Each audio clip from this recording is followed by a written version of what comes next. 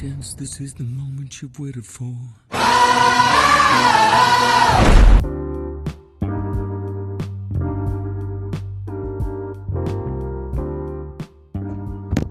Hi guys, welcome to another episode of Atomic Habits on Let's Talk with Ava. It's still your girl Oluwatomi TV, and let's talk Atomic Habits. Please note, the purpose of talking about these books is for you to have knowledge of what's in them. Not everyone has time to read, or not everyone enjoys reading, which is why I try my best to read and summarize the book. I also noticed that summarizing the book chapter by chapter is not really helping. It's taking too long, it's dragging, and I'm kind of losing motivation to talk about the book, which is why I am going to try to talk about the major points in the book and merge chapters together.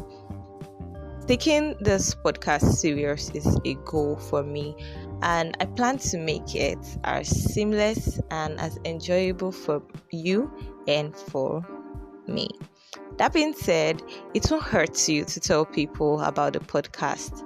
Your listens and reviews motivate me to do better and be better. Thank you.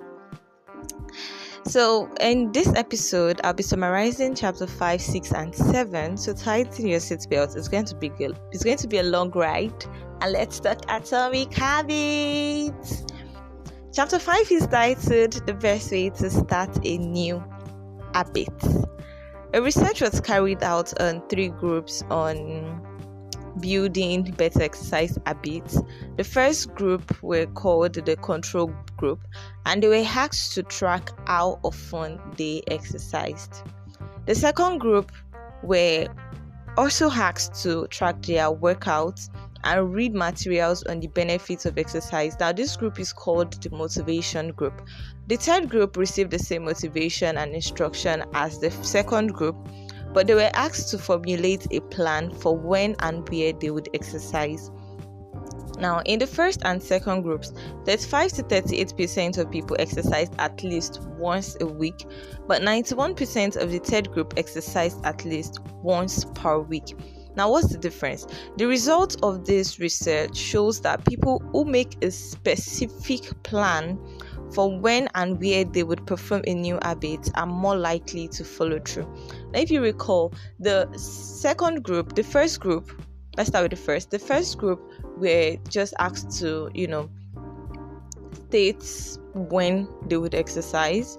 The second groups were motivated, how many times would you exercise this week? And it's good to exercise, read materials, it's good to exercise, know why it is good for you to exercise. The third group were asked to track how many times they exercise.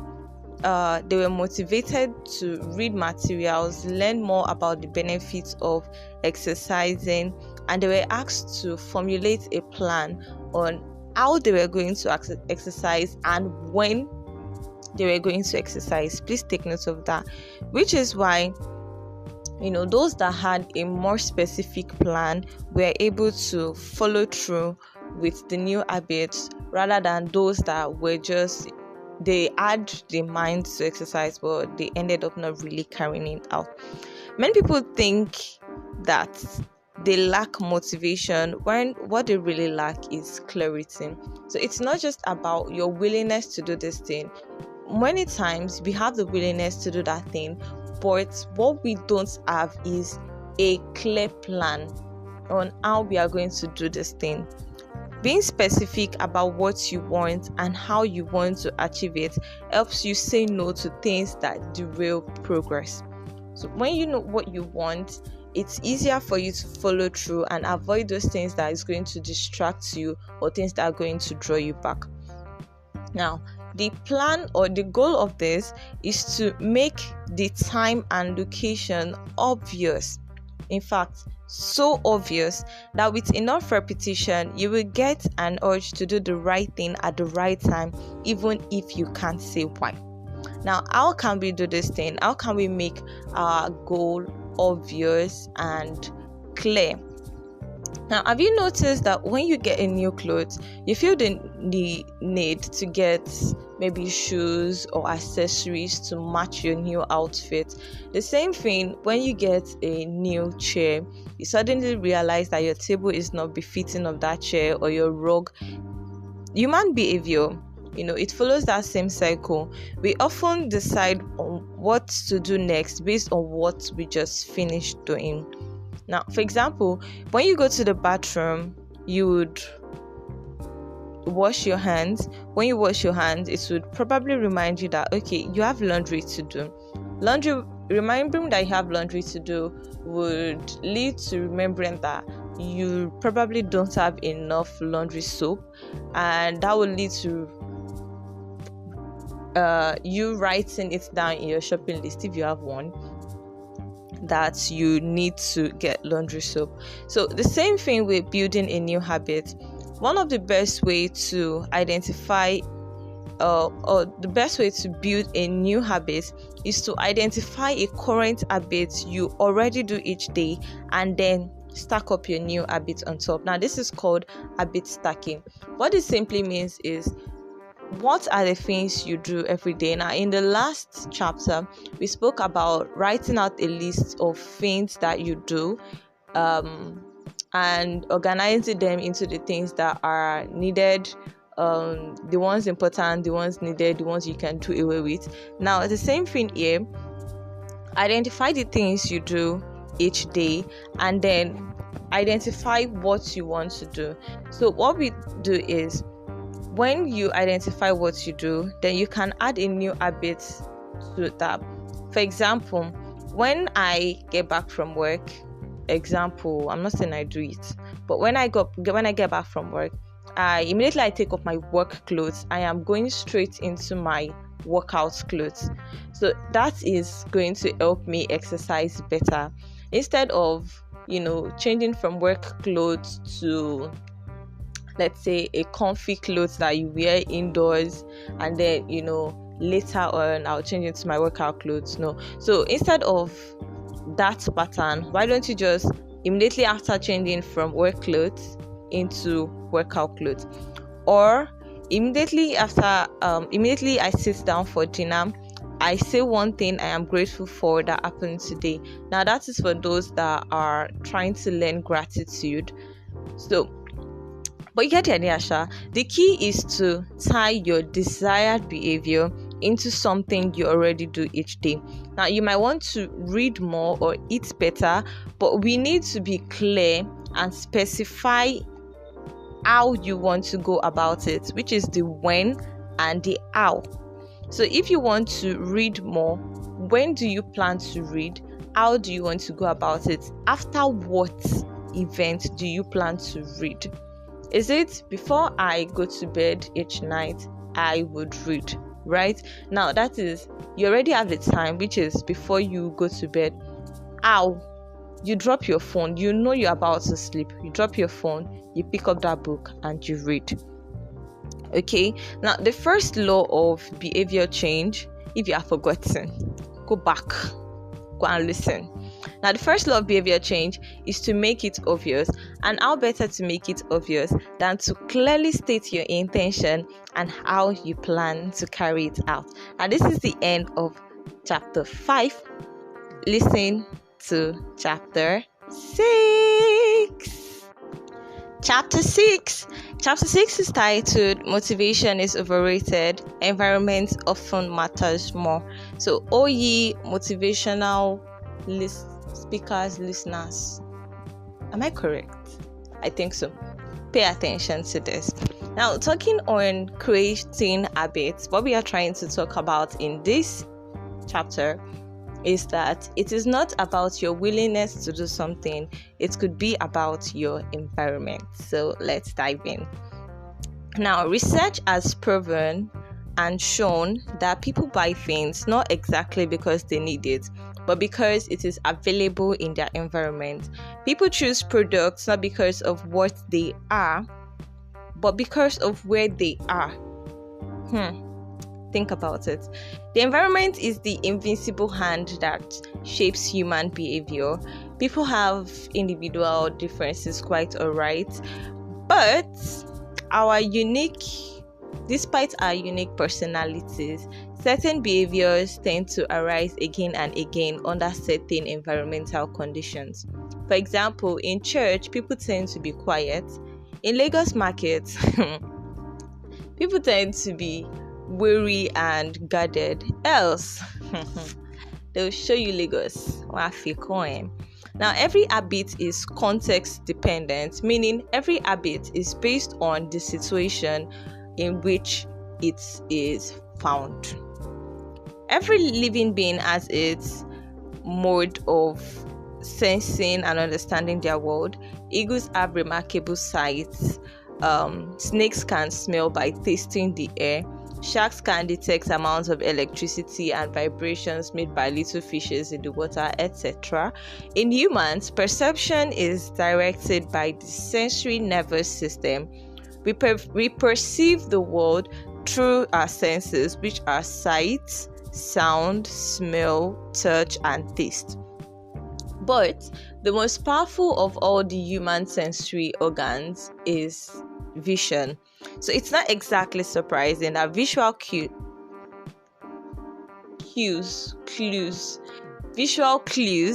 are the greatest catalyst of our behavior. Now, what we see is what determines our behavior. How can we design our environment for success in habit creation? Every habit is initiated by a cue, and we are more likely to notice cues that stand out. Unfortunately, the environments where we live and work often make it easy not to do certain actions because there is no obvious cue to trigger the behavior. So it's not easy to practice the guitar when you keep it in the wardrobe.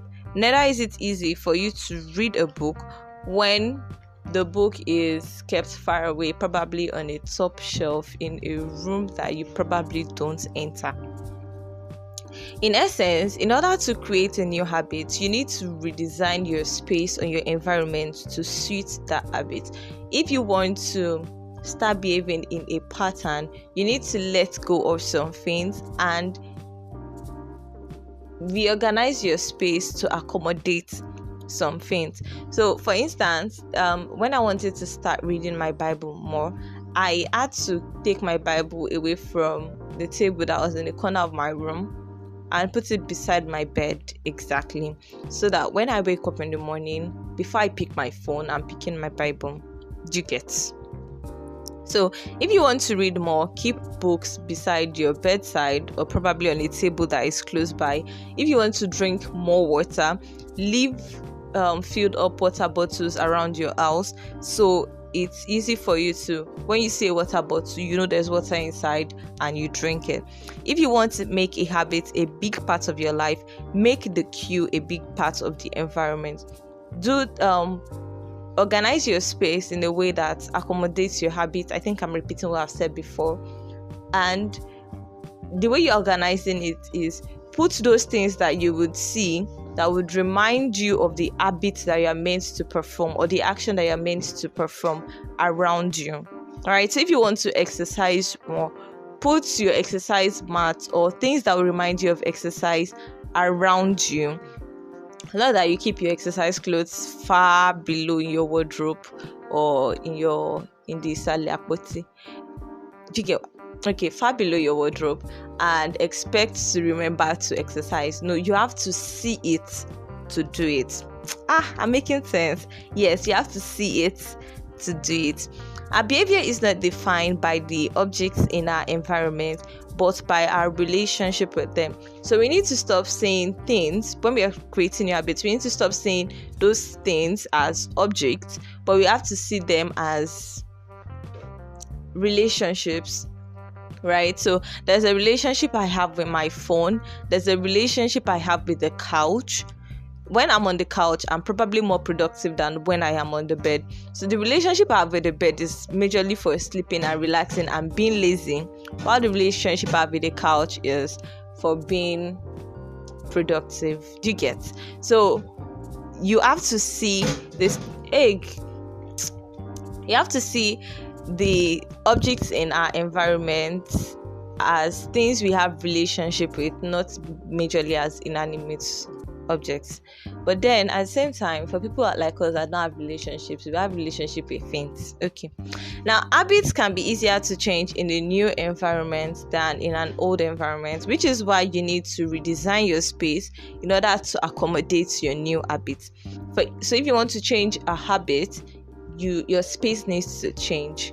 And it doesn't matter whether you are staying in a 1-bedroom apartment, you can still reorganize your space in a way that makes it easy for you to start a new habit rather than,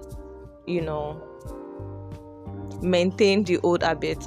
For instance, if you stay in a single room and you want to be more productive, try not to work on your bed. Maybe get a chair and a table and put it in one corner of your room so that you are not working on the bed, because the bed comes with a lot of things that does not even relate to work. Okay, so a stable environment where everything has a purpose is an environment where habits can form easily.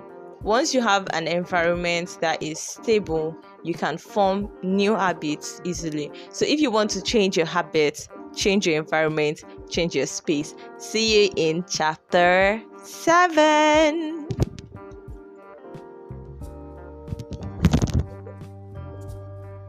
Chapter 7, and chapter 7 is titled The Secret to Self-Control.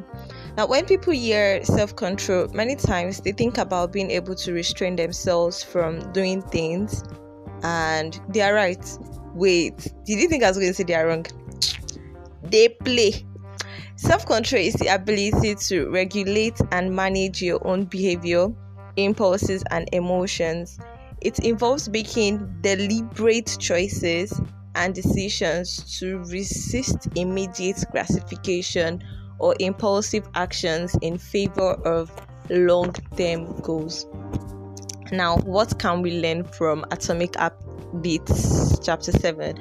The first thing is there is something called the 2-minute rule, which states that you should start a new habit with a task that takes just 2 minutes to complete. Now, this makes the task very easy to start, and it reduces the barrier to entry. Now, the idea is to make the habit so simple that you can't say no to doing it. That's the first. Then the second is start small. When you start with a tiny habit, you create a platform for building larger habits over time. Also, it's important to be consistent with the intensity of the actions. Number 3, habit stacking. We spoke about that in chapter 6, which means you have to connect new habits to existing habits by stacking them together. Now, this helps your new habits to become routinal, right? It helps you remember to follow through with your habits. Next is prime your environment. Like we said in chapter 6, your environment is very, very important to creating habits. So you have to make changes to your environment that would lead to significant changes in your behavior. Next is make bad habits unattractive. So you know your bad habits. Nobody has to tell you them. Know your bad habits. Strategically make those bad habits less appealing or uncomfortable. Then pair your bad habits with immediate and clear consequences to deter them. Finally, create identity-based habits.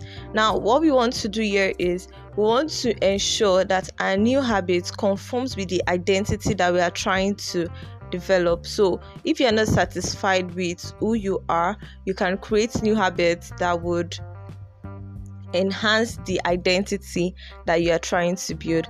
Finally, immediate rewards. So you have to create immediate rewards for positive habits to reinforce their importance and make them satisfying. Celebrate yourself when you say that, okay, you are achieving your goals or your goals concerning your habits. Now, these are our take home from Atomic Habits chapter 7. Basically, for me, what I plan to do is those habits that I'm not going to tell you my bad habits, but those habits that I want to change, the habits I want to develop, for example, exercising. I said I was not going to tell you my bad habits, I know, but okay, I just mentioned one. For example, exercising. I plan on exercising better, but one thing I've been doing is to just say, oh, I'm going to exercise maybe in the morning or later in the evening, and I end up procrastinating. But we are going to habit stack. I'm going to tell you about it when it has become a habit. Don't worry, I'll gist you. Then let me know, what habits are you thinking of inculcating into your day-to-day activities, into your life? What habits are you planning to get rid of?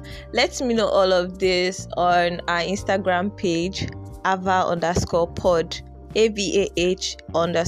It's actually Ava, not even Ava. Ava_pod, AVAH_pod.